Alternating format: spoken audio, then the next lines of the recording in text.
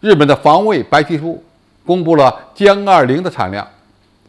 而且在白皮书中要求中国不能统一。这个岛国很可能会成为东北亚安全的最大变数。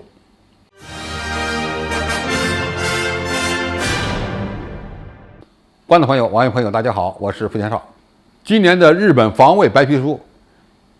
有关中国的内容，沿用了过去的安全上的强烈担忧等既有评价，而且表示这种趋势近年来不断增强。日本还在防卫白皮书中公开了解放军空军的装备发展情况，声称解放军已经拥有50架歼20隐身战斗机。在2021年的防卫白皮书中，只显示了解放军拥有24架，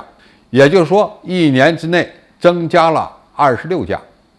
这也意味着中国歼20隐身战斗机的量产速度已经引发了日本的警惕。此外，日本声称台海两岸军事差距进一步拉大，要求中国大陆不得改变台海现状。要注意，日本所称的台海和平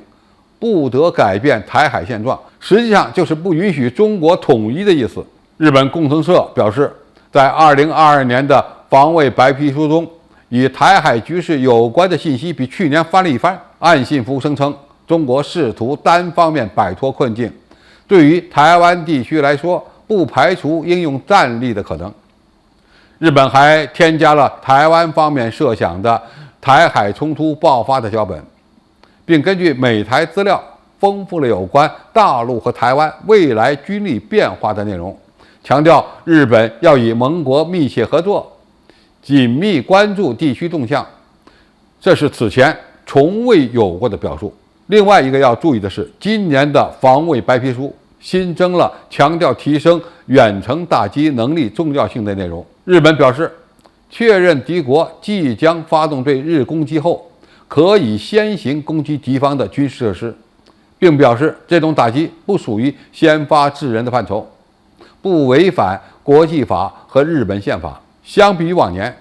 今年的日本防卫白皮书是在安倍遇刺死亡之后发布的。日方直接表示，中国是日本安全保障方面的严重关切对象，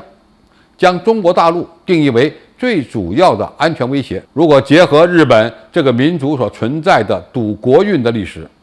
相当于日本自卫队已经把中国当成了主要作战目标了。这份防卫白皮书的另一个特点是同时挑衅中国、俄罗斯、韩国和朝鲜4国。挑战韩国主要是利用独岛问题，而敌对俄罗斯更是美国所要求的。日本自卫队有了敌对目标，接着又在军事层面上企图循序渐进地直至全面解除2战后的各种束缚，打算在未来5年内让日本的国防预算达到 GDP 的2%。这也意味着日本将很快成为全球军费预算第3多的国家，仅次于美国和中国。如果我们把这些信息统合起来看，就意味着日本正在严密地关切中国军队的武器装备发展，并为台海可能发生的军事冲突做准备，甚至不排除对中国实施先发制人的火力打击。在美国军事实力相对下降，其东北亚战略的重心就是扶持日本自卫队的发展，